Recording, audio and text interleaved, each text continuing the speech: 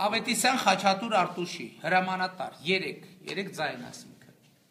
Ավետիսյան Սերգեյ Խաչատուրի, 4 գումարտակ, 3 ձայն։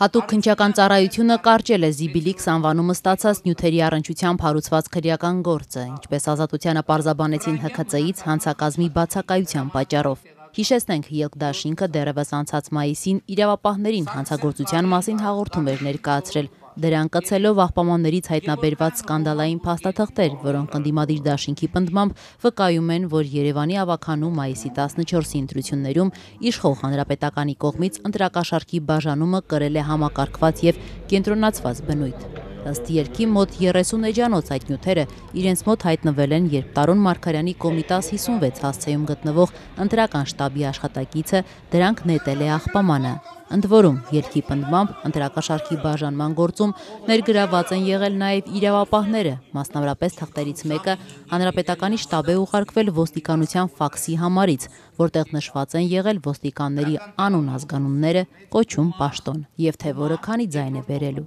Թե արդյոք այդ ֆաքսում նշված ոստիկանները գործի շրջանակներում հարձակվվել են, թե ոչ, ՀՔԾ-ն որևէ մանրամասն չի փոխանցում, ընդամենը նշում է, թե քրեական գործի կարճման հիմքերը ուղարկել են դիմող կողմին։ Մինչդեռ ելքխմբակցության падգամավոր Արտակ Զեյնալյանն ազատությանը փոխանցեց, որ գործը կարճելու հիմքերը դեռևս չեն ստացել, այդուհանդերձ համաձայն չեն այդ որոշման հետ։ Զեյնալյանը պնդում է, այդ նյութերում կա հանցակազմ եւ հետեւաբար կվիճարկեն այդ որոշումը։ Ինչպես որ նախատեսված է քրեական դատավարության օրենսգրքում, կդիմենք նախ դատախազին, բնականաբար դատախազը օբյեկտիվ անկախ անաչառ որոշում չի կայացնելու։ Հետո դատարան, հետո որ պետք է, որովհետեւ դատարանները իրենց այդ նույն բանը պիտի անի, հետո որ պետք է կդիմենք։ Ելքդաշինքի մեկ այլ падգամավոր Էդմոն Մարուքյանն էլ նշեց, որ անարդար դատախազների մասին Սերժ Սարգսյանի ելույթը հենց այս որոշման մասին էր։ Քրեական գործը կարճելը ապօրինի է եւ կոծկում է մի ամբողջ հանցագործությունների շղթա։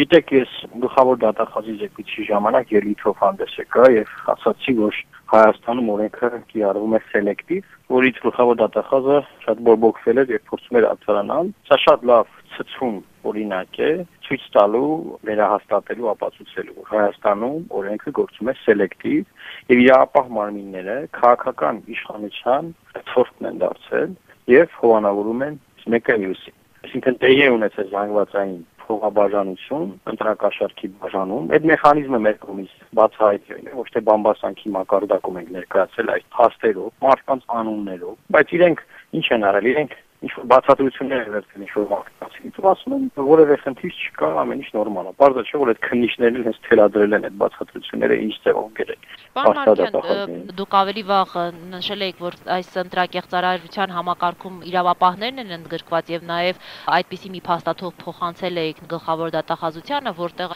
անուն, ազգանուն, կոչում, պաշտոններ նշված եւ դրա դիմաց թվեր։